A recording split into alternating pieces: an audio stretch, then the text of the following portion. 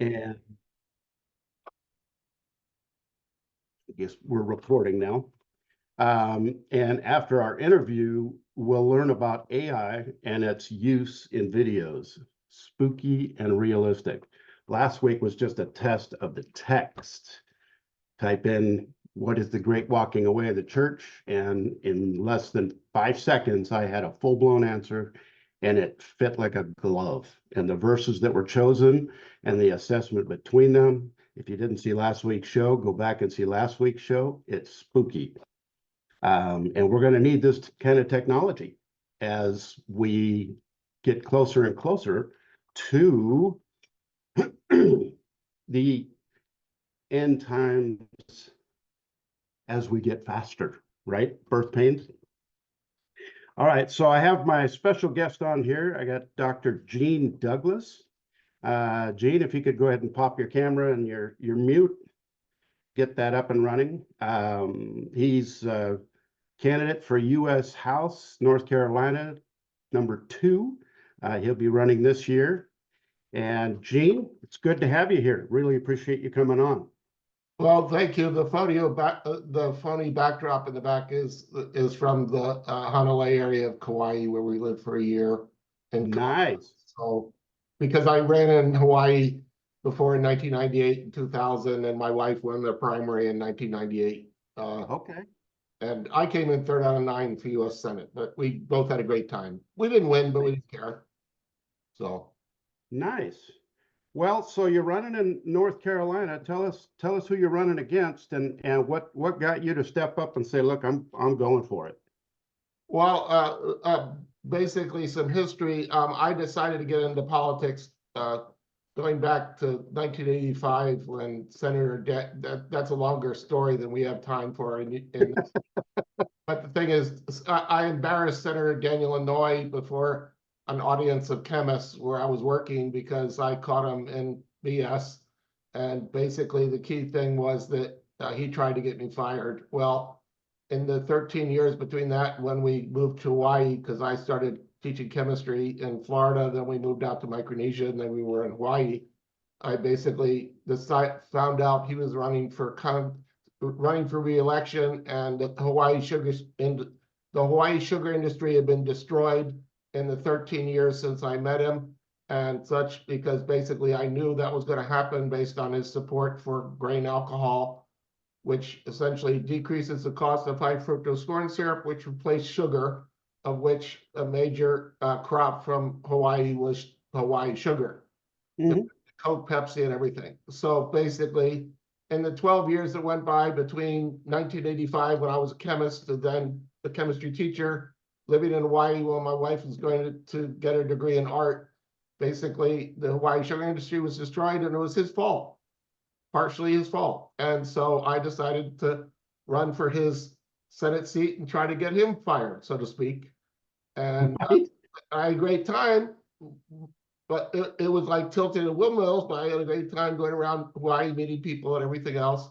And we put my wife in to run for U.S. House District 2 in Hawaii, and against 5 other candidates, and she won because it was Linda Lingle's year. And so basically Carol won the primary and ran against pro-abortion Patsy Mink, and I was pro-life also against pro-abortion Daniel Inouye, as well as a kaka who was a pastor's son in 2000. So basically, that's what got us involved in politics, because essentially Senator Inouye tried to get me fired, and then I tried to get him fired, and then I tried to get Senator Akaka fired, but I don't have anything. And then we moved to New Hampshire, number 2, and there was a rhino Republican, basically Representative Charlie Bass, who was voting with the Democrats during the Bush administration, was pro-abortion as well.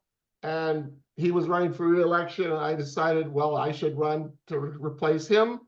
And it was me versus him in the primary. Me running against the incumbent. I got 13% of the vote. And thankfully, I did it in a friendly sort of way. Like, his name is Charlie Bass, and I said something smells fishy, and made the point of chicken of the sea. There was chicken of the sea, such like that. And I debated a can of tuna fish and such. So I had So I had fun with that too. And basically, I endorsed him after he won the primary, and he went on to get reelected because the wacko Democrats could accuse him of being the wacko flaky conservative because he was the moderate. So Katrina Sweat didn't win. He won re-election, which was fine because they still needed Republicans in the House. But then he lost a couple years later, or 4 years later, to a Democrat, a real Democrat, instead of him being a phony one. So that's what, and then I retired from teaching chemistry in 2021. I sold my house south of Fayetteville, moved up here to Wake County thinking there'd be a nice Republican, and found out Deborah Ross was a modern version of Patsy Mink. She worked as a lawyer for the ACLU and Planned Parenthood. And basically because of the fact that Planned Parenthood is providing transitioning drugs, etc., to people who want to castrate themselves or cut off body parts. It's a situation where basically I realized that I had to do it again because she even supports the Biden administration changing Title IX to let men and women sports if they wear a dress, which will essentially destroy high school and college sports across the country because the Department of Education is mandating it by changing Title IX. And so basically, just imagine a guy puts on a dress, claims he's a woman, and joins the college softball team because he's a lousy baseball player. So Yeah, the whole Riley Gaines situation, right? yeah, well, it's not just swimming; it's everything. It's everything. It's field hockey. Weightlifting. It's field hockey, weightlifting, lacrosse, all sorts of things that they're great women's sports for. I've taught many female students who are athletes who are there getting scholarships at the colleges I was teaching at because they were athletes and they liked chemistry or they didn't, either one. But the point is they were good at sports and they were entitled to do that. And the fact that of a guy being allowed in there to kind of compete and then blow everybody away or injure girls is just insane, patently insane. And it's perverted because Romans chapter 1 makes very, very clear that anyone who's essentially wants to do that, it's depraved. And so, but Deborah Ross approves of that. But she said, like, for example, I had a debate with Deborah Ross with a Unite the Vote group, a bunch of liberal activists that claim they're nonpartisan. And basically they asked me a question like, said, here in Raleigh, we're very concerned about the number of women who give birth, and then within the first year, babies can die and they get sicker and such like that. Well, what would you do if you went to Washington? And I said, well, that's a local responsibility. The fact the pastors, families, pro-life family centers can assist all girls in that situation. And the Biden administration is trying to close the pro-life family centers down. And then I said, I find it very odd that you're so concerned about the few women that give birth and up to their first year, but you're totally unconcerned about the 12 million babies that are murdered before birth in your areas. And it's like, it's like to go, oh, And so I addressed her on other things. Taking away our freedoms. And she called me mean. Climbed into victim mode.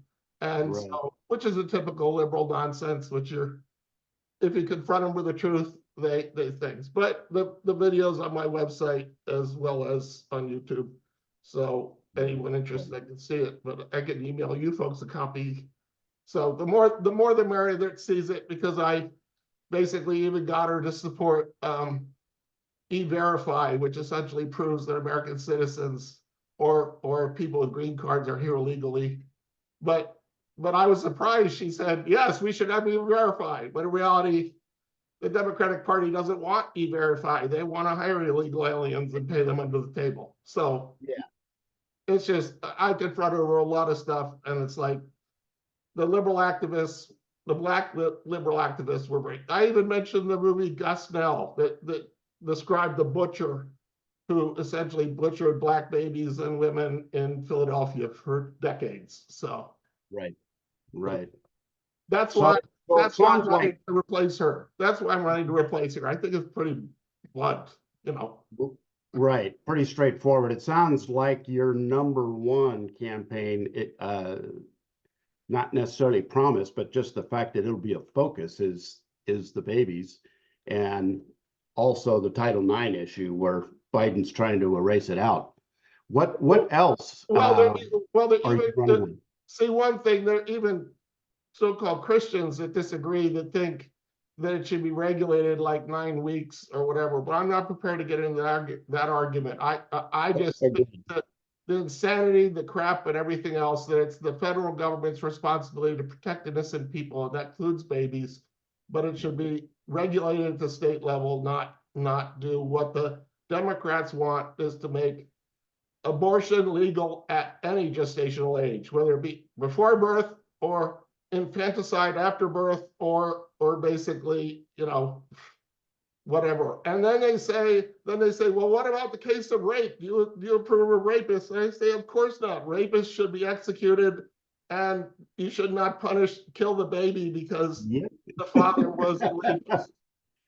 So yeah, I'm direct. I taught chemistry for over 30 years in colleges and universities. So so I also have Asperger's, so that makes me more annoying to some. So Well, we need some annoying red folks up there that have got a track record, first of all. But here you are, you pick up everything and you move to North Carolina. The next thing you know, you're back in politics again. well, I didn't expect that. God did it. God set it up this way. It's like, I came to North Carolina to teach chemistry at UNC Pembroke, and I was there for 3 years, and then I got my PhD from NCSU, which is in Raleigh, in 2010. It was a little later than many because I got my master's from UConn in 1982, but I stopped to go into industry and have a family because I really wanted to have a family instead. But when my sons were in college and everything else, there was an opportunity for me to go back to grad school. I finally got it, and then I could teach in universities. So I taught in Kazakhstan for 4 years, Iraq for a year, South Texas for 3 years or 2 years, and South Carolina. But then I retired in 2021 to be consultant. And Right. so then I sold my house last year and moved up here to Wake, thinking there was a nice Republican representing Wake County, and found out there was a raging feminazi who wanted to kill babies. So with my history, I figured I should do it. So Right. Lord taps you, he gives you a Gibbs slap on the back of the head and says, guess what I got you doing? well, I was bored, and I figured there was something for me to do because I couldn't get a job directly doing something. And I realized, well, God wants me to do this, and trust God to provide and everything else. And the voting's already started here. The official day is March 5th, but they have early voting now. And some people yesterday already told me they voted for me, which is cool. But that's all in God's hands. I believe firmly that even though I didn't spend much money, if God wants me to win the primary, I will. But if I don't, then there's another guy who probably will, who's a retired colonel who was in the Army for over 30 years, or public service. So he has the credentials. He ran in 2020, and I have nothing against him. If I knew back in July he was going to do it, I wouldn't have done it.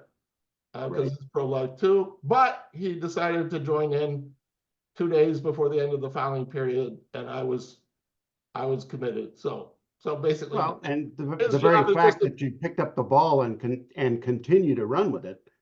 Well, his job now is just to beat me. If he beats me, that's fine. That's the way it works. But it's like then my job will be over, and I'll be out of the spotlight and go back to enjoying my son and my granddaughters. So right, either way, it's a win. Yeah, I've educated some people, so. Yeah, exactly. And Deborah Ross thinks I'm mean, so that's fine. As long as the Democrat thinks I'm mean, and I've done my job, so.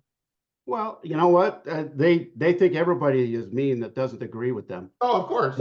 Of course. If they get attacked you on the rhetoric, they call you a racist, when in reality the Democratic Party is that had the jackboot thugs called the KKK for years. And the master of Hillary Clinton was Robert Byrd. The House building is still called the Robert Byrd Building, which is his grand dragon of the KKK, everything. So it's like them calling Republicans racist is like they're saying it to a mirror. It's like Yeah. it's the same.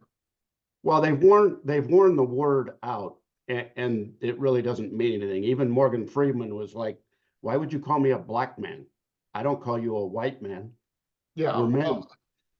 You know? Well, the thing is, these activists were African American, and I said, look, the Biden administration's immigration policy is destroying your communities because they're allowing people in from Central America and South America to essentially take the entry-level jobs that your high school students, when they graduate or get their GED, they want to start entry-level at McDonald's or something, or doing yard work or something else, but it's like they'd rather hire some illegal alien Guatemala so they can pay less money. And it's a situation where what the Trump administration was trying to do was allow with enterprise zones and other things to essentially enable young Black people, particularly Black people, because they're particularly affected by this liberal nonsense, essentially, and as well as other minorities, but it's more theirs because in some respects the Democratic Party fosters an anti-family atmosphere for them.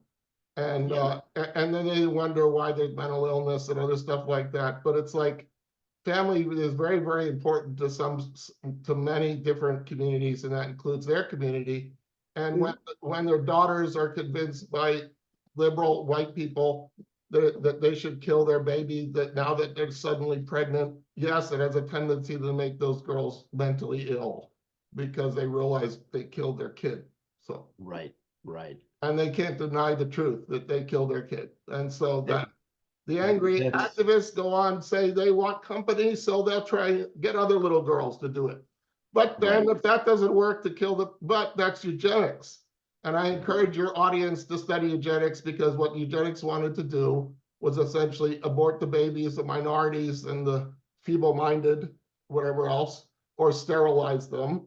And the old way of doing surgery and just sterilizing them. Well, now they just feed them trans drugs and castrating chemicals and cut off body parts to prevent them from ever having kids in the future. So they just put a modern patina on it, and lipstick on a pig is still a pig.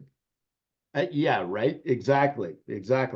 Well, Gene, where can folks find you to get more information about you? Well, my last name is Douglas, Douglass. So it's G, the first initial, Douglas.us. And that's my Substack website. Yes, they're going to go through a barrier where they can say skip if they don't want to subscribe to my thing, and then see all the stuff that I did, because I started my Substack 2 years ago because I have interest in a lot of different things. Right. I've got sermons by Howard Hendricks from decades ago, as well as the Twitter files and the Durham report stuff and everything. Okay. So I got a lot of different stuff on it, but I just changed my blog with Substack I changed the blog with Substack to my campaign website. And so because it was free, but also it was much more effective than just having a stupid classic sign saying this. And there's a way to donate if they want to, but the point is, pray for me because there's a distinct possibility I may win the primary. That'll be great, but it'll be weird because I've never won a primary and ran against a Democrat incumbent like my wife did. And my wife was just a shock because we didn't expect she'd win in '98. So it's like, well, and you were right in the beginning. If God wants you there, he'll put you there. Well, that's this podcast for me, I would have never done this. I would have never done it. God And calls all of a sudden, the next thing I knew, I was being dragged into it, and it felt comfortable. Well, God didn't expect you to teach chemistry for 30 years either. So it's a situation where we all have our gifts, and God calls us things. I became a Christian when I was 15 after I saw the movie Time to Run in 1973. Anybody wants to see that, they can see it on Amazon Video. It's cool. And it's free on Tubi if they want to see it. But basically, it's got a great sermon at the end. I related to it, and it's like God saved me out of a miserable family situation and gave me one of my own, and the wife I adore, and 2 great sons who are 36 and 38, and 2 granddaughters. And unfortunately, my wife went to be with the Lord last July, but I still adore her as their mother. But I'm confident I will see her again. So to live as Christ, to die as gain. That's it. It's a celebration of ascension. Right. Off to Jesus. All right. Well, what I'll do is I'll put a link on my social media to your site. So anybody that's watching this will see it and be able to jump over to it and share it along the way. Especially those folks out in North Carolina, number 2. Right. Gotta let you go so I can finish the show up. It's essentially most of Wake County. So basically, it's a COTS thing. So it'll be easy to go around. And it'll be very weird. If I win, that means my job isn't done yet. But if I lose, then it's like, fine, I could go back to being normally retired and right, exactly. Or that's God has someone else to do the dirty work to get her out. Exactly. All right. Well, we got to let you go so I can finish the show up. I really appreciate you taking time on a Sunday to do this so we can get this out to the folks. Well, thank you all, and I appreciate it. If you want me to join your show again, I'll be happy to, because the primary is March 5th, but my Substack thing will continue even after the thing, trying to educate people, but I'll just change the lettering and change the title back to what it was before, Good versus Evil. All right. Well, thanks again. Have a great weekend. What's left of it. Okay. Thank you very much. I appreciate it. Thank you. Bye.